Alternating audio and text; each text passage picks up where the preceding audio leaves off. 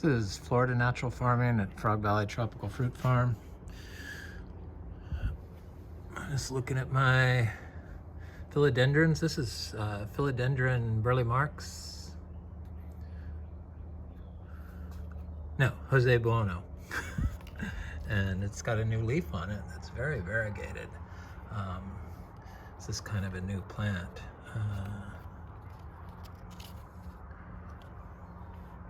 It's doing good. And then this Philodendron domesticum variegata, it looks like it's going to have lots of variegation on the new leaf. So it was a node leaf cutting, and it had roots on it, so it was pretty easy. People have issues with pests on these rare aeroids, growing them indoors and stuff, but I know that the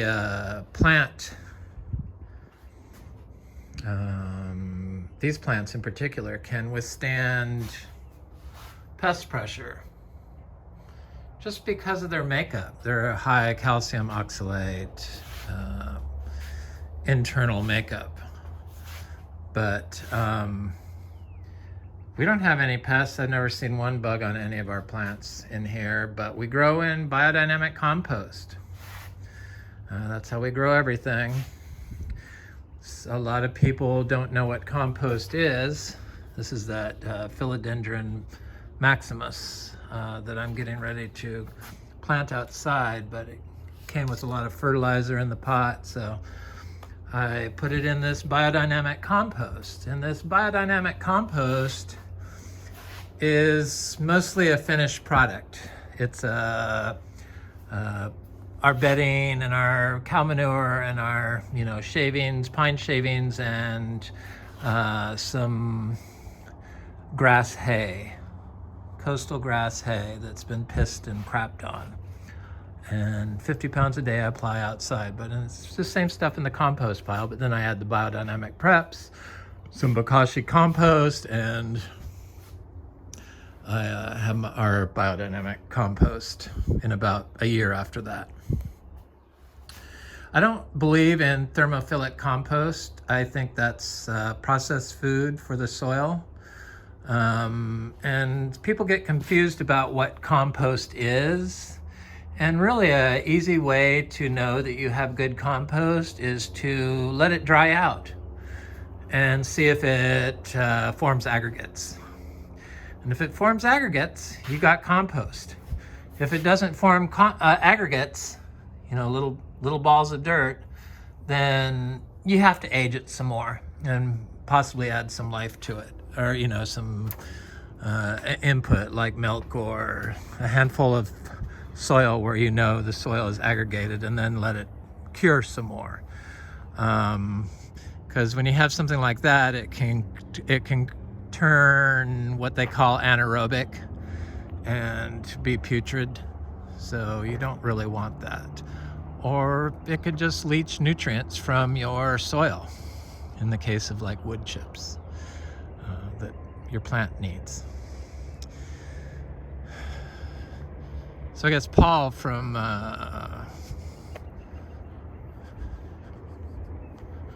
Raw Life, I guess. What is it? Yeah.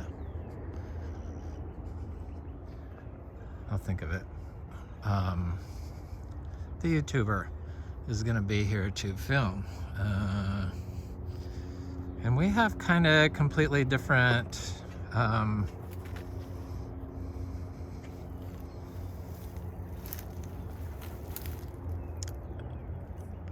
stuff we talk about, and I guess it's just because the way I do it is just so alien to everyone, and I'm just under the impression that trees grow without our help in Florida, and I just stay off of it, and then add nutrients like finished compost, quality finished compost that aggregates.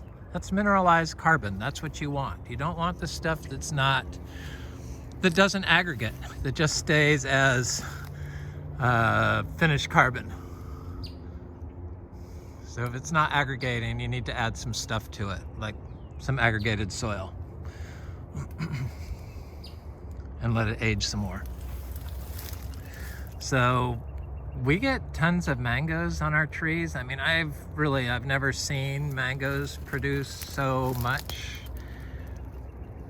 Not that I have a lot of experience, but I have seen a lot of mangoes in Florida, and when they're fruiting. And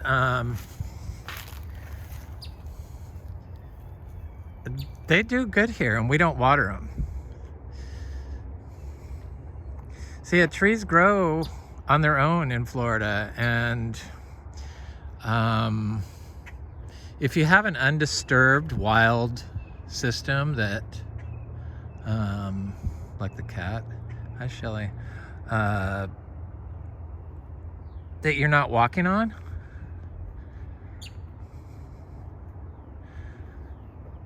then nutrients and life can move through the soil.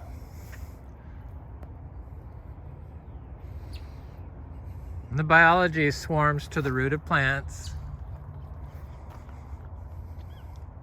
attaches itself to the mineralized carbon. I find it interesting that the trees that have more shade produce more fruit. Attach itself to the mineralized carbon via fungi or a root and get nutrients that way. So I'm going to go down and look at our Annonas. That's what I was headed to do. I think I forgot to mention that. I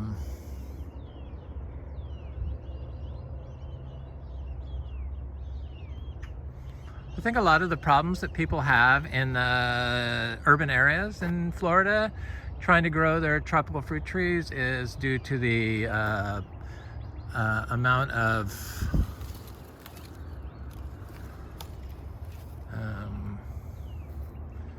this is not anthracnose. This was from the freeze. This will all go away. It will be a tiny little blemish by the time the mangoes get big. Just in case anybody freaks out. Is because of all the chemicals that people are using. And that's probably why they have pest issues. So trees and plants, I mean, do trees grow without our help and not get attacked in the forest by pests and killed? Because trees developed with the ability to send signals when they're being attacked by insect herbivores. So these are our Rollinia trees. Yes, the Rollinia, if I gave it water when it didn't have a lot of compost, it probably would have held fruit sooner. But I think if I would have been given it big chunks of compost from our compost pile, that's the daily manure. It's basically a compost pile next to the fruit tree. If I would have been doing that right from the start for the last 6 years, we would have had fruit by now without the water. The water table in Florida is only about 3 feet down, and this is during a drought. And I mean, California, does this look like it needs water? Sure, it's a little dry here, but it looks like nice green grass to me. So this is along the driveway. It's like the most haggard, horrible spot along the driveway. And along the driveway, I wanted to plant Attemoyas lining the driveway.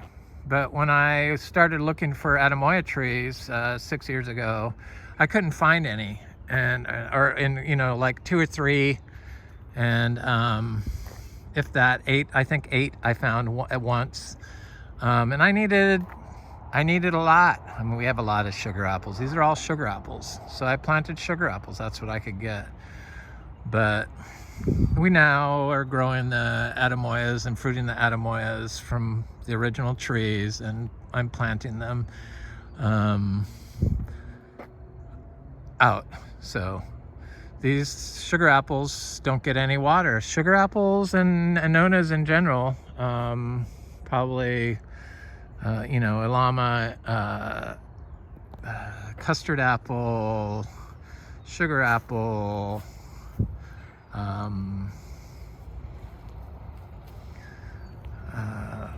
what are the other ones? Attemoya.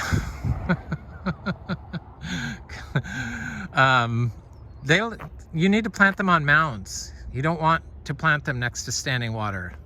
Like no puddles and they don't need any irrigation. Here. They produce a lot of fruit. So the reason why you're not getting a lot of fruit probably on mangoes is because of the high nitrogen in your soil from your neighbor's excessive use of slowly released fertilizer, which goes right into the water table. It makes its way over. That's the whole problem with the insecticides, the chemicals, is they are not target specific. So your insecticide is going to kill all the insects, including the beneficials, and the beneficials can take care of your problems in your fruit trees. We don't have insect issues here.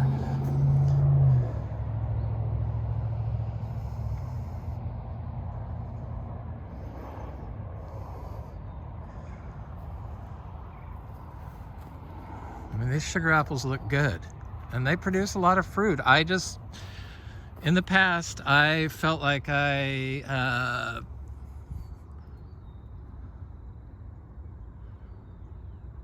weren't up to quality. So, and I'm experimenting. So I dumped compost piles at every sugar apple, 50 pounds. And we'll see what happens. Raw manure, and I did it while they weren't flowering or leafing out. So planted with these sugar apples is ginger. All this stuff is not watered. It produces tons of fruit. And then on the other side of the ginger is mangoes, right next to the fence. And the neighbors spray glyphosate, and glyphosate disrupts mangoes. So most of these trees have not done any, they didn't die back, but none of them they produced lots of fruit last year, but this year they're not even flowering. I don't know if they're going to, but I can't sell that fruit for organic certified because of them doing that, like 25 feet away from the trees. And they knew I was organic. I don't know why they did it. It's just, people just don't understand that their chemicals are affecting everyone else, because we're on calcareous rock and they did it right in the water, which is why we have the issues with the Indian River Lagoon here in this part of Florida. It's very sad that you don't have to do it. So yeah, I have this manure here, but it's surrounded by hay and pine shavings and allowed to just compost in place. I know from experience that this produces mineralized carbon, soil aggregates. It's got a little donkey manure in there too. So it's, yeah, I mean, there's some flowers on some of the trees, but I mean, they should have all been completely flowered up by now. And I know from my neighbor planting a grove of mangoes next door, and he gets zero, and he waters, and he gets zero. He hasn't had any fruit, I don't think, any fruit in 4 years. So there's a prime example of watering and doing the wrong thing to your mangoes. So if you put nitrogen fertilizer above a certain amount, then the tree can't really signal to insect predators, herbivore predators, to come and take care of the pest issue. Because I know a lot of people have pest issues with sugar apples and stuff in Florida, but it's a management practice. It's totally a management practice. Mismanagement. I guess all this information is kind of new, so you really can't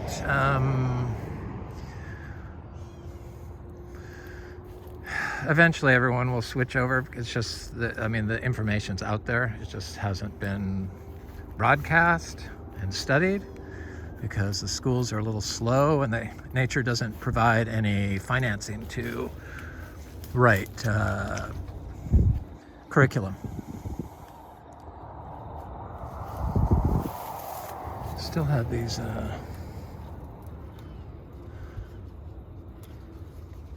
black sapotes, huge, and they're flowering.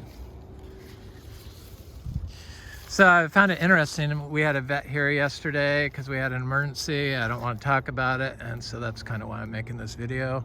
He was asking about the trees, and he was sort of a new graduate from University of Florida, really a smart guy. Good, young, and 2020 he graduated, I think. And he says, well, you need to water to get production. No, you need to get water to speed growth. And yeah, you can get production sooner, but sometimes. But that's usually because of the state of the soil or the input you apply when you plant the tree. So if you plant the tree with a pile of manure, 5% nitrogen, that's all it is. It doesn't all get released at once. It's a slow release, nature's slow release fertilizer. Then the tree will grow. Really fast, and probably a lot faster than if you watered it. And unless you watered it and added the manure. So all these sugar apples, I mean, I have so many sugar apples, and I love the Annonas. I just wish they were all Attemoyas. I believe this is Attemoya here. I had a bunch of sugar apples planted through here, and the compacted soil, and I've done so much stuff in there. I'm not sure. Finally, the bananas seem to be taking off, so that's good. So I've been planting some citrus in there and some Attemoyas. So these have flowers on them. This is a Geffner, I believe, Attemoya, or maybe this is a Priestley. I'll know when it fruits. And these sugar apples, they're like incredible. So yeah, probably a lot of the problems that people have in their city yards is because of the chemical overlay from the neighbors' indiscriminate use of chemicals on their system. Too much nitrogen moving through the soil system. Because I mean, we're all breathing each other's crap, basically. And so you're breathing DNA and RNA and skin cells, and it's becoming part of you. Your body's processing that. And so if you think about what everyone is allowed to use here without any knowledge, indiscriminately, and then flood their yards with water, the stuff is just spreading out to everyone else. And you don't have to do it.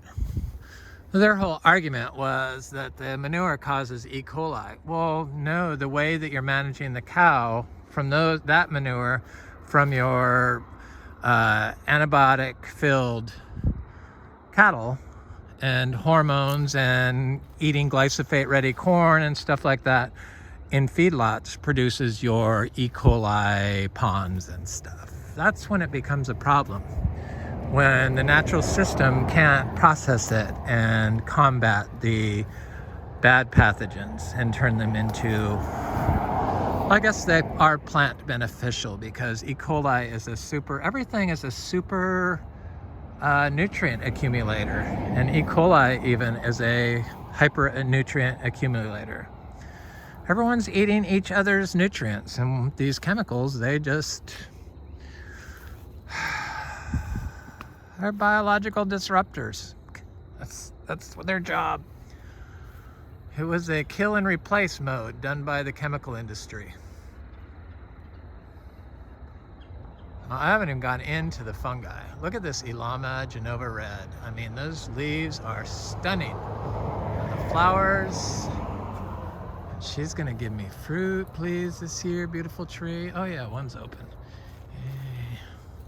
I see lots of flowers on it. First time ever it's done this.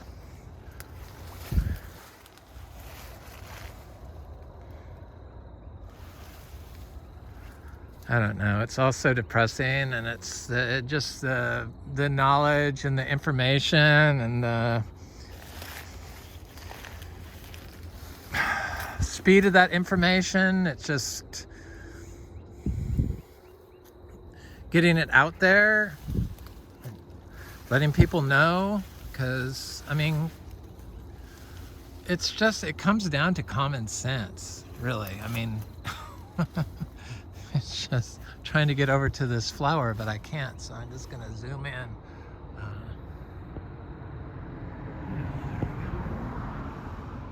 Zoom in. Yep. So this pole wasn't here before. There was no pole here, and I came out in the afternoon and it was there. They were like all finishing up. They wanted to put some seeds down. They put all the dirt around this Ilama, and I scraped it back from the trunk a little bit, but left it, and it made the ground a little higher there. This is a Gefner Attemoya, and it's doing good. Yeah, I was a little behind on my Attemoyas. These would have all been Attemoyas, but I could not find them. All these trees.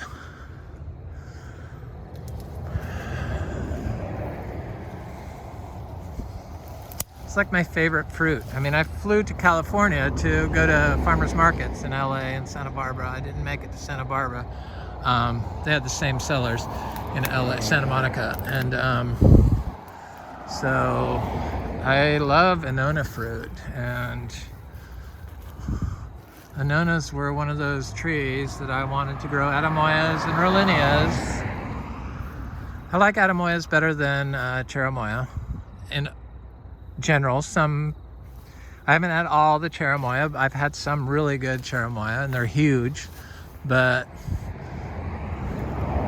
I like the Attemoyas. They seem to have a more interesting flavor. Plus, we can't grow Cherimoya here, so of course I'm gonna like them more. But so here's another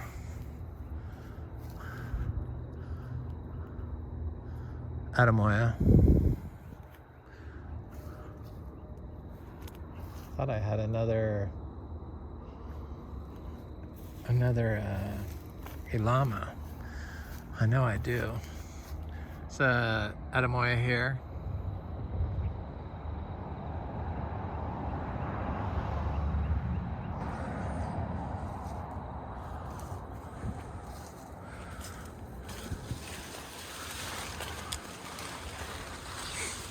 They produce a lot of fruit, and they got all this compost next to them, so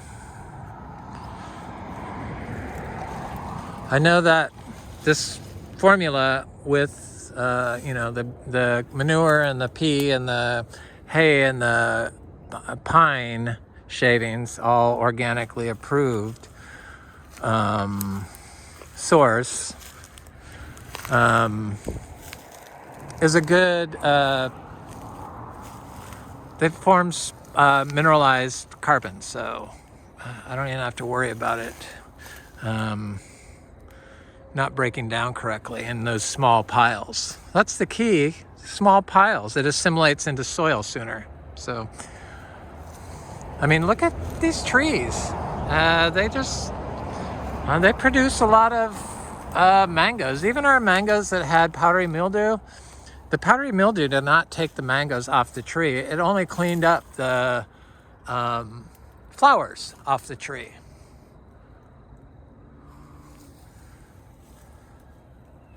I mean, your copper and stuff, it's a poison, and it kills frogs, and it's like so unnecessary. If you grow trees naturally, organically, it's natural farming at its best. In Florida, could be the premier location for growing this way. Provide all the food. Take up the slack that California's, because of the water issues they're having there.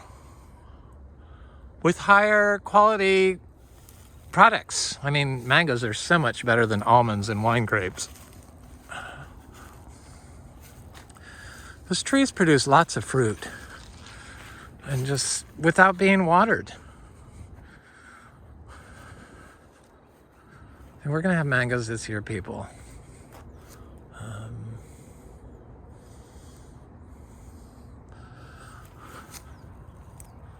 Trying to look for some powdery mildew so I can show you, but I don't see any.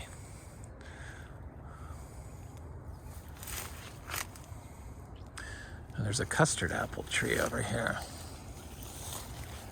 It's very important that you stay off your system. That's the only way to make it a wild system. What you need to put wild into your system in order to have success is to stay off of it.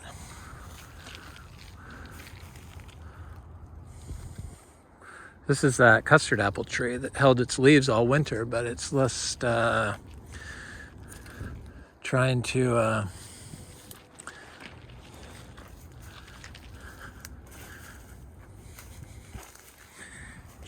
drop its leaves and then regrow, it looks like. Probably as soon as it rains.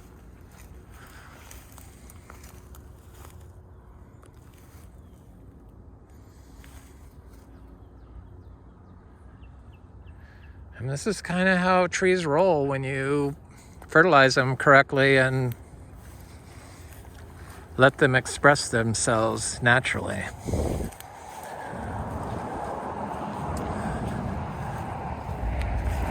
It's a shame they've polluted and poisoned our input, our organic inputs so well. I want to show you the water table.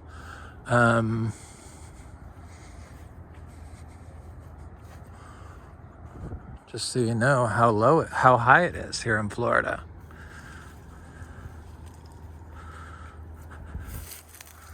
I guess it's about, you can't really see the water, but that's water right there. It's a ditch that the guy dug out.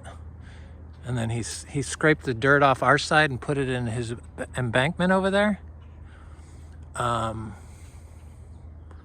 But it's like 4 feet below the ground, the surface of the water. That's about the level of our pond in the back. So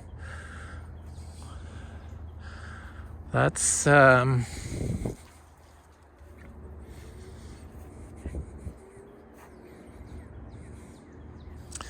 it is. High water table. I mean, Florida has the highest concentration of freshwater springs in the world. So why couldn't you dry farm here in Florida? Trees. And it's just a matter of getting the right compost onto your soil and staying off of it. That's kind of all it is. That's all you have to know. None of these trees have been planted and then watered. I don't water trees, and I plant in, like now, during a drought period. I do not let drought, because that's the best time to plant for me, is when it's cool. This is that. I see lots of pollen falling off of it, the Biodynamic. This tree has never done big droops of flowers like that before, so maybe, possibly we'll get some Garcinia Annonas fruit.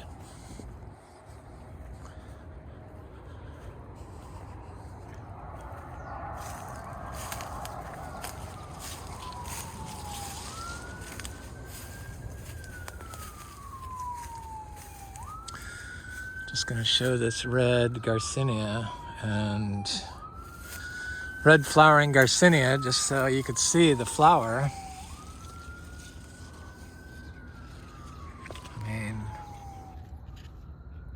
that's a red flower to me. I don't know what this tree is. Inside of the flower is white. Pinkish, because it's tinged from the red, I guess. I don't know if it's pink or if it looks kind of whitish pink, maybe. I don't know. Yeah, there's one right there. I guess it's the outer petals of the flower that have the red. Is this like a Biodynamic?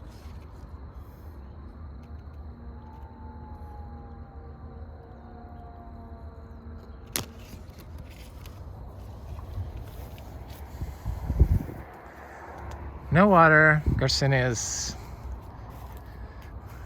You don't really have to water. In fact, watering will pollute your place, probably, would be my guess. That's what the organic people told me. I guess has the ability to pollute your place because the water spreads from your neighbor's property onto your property.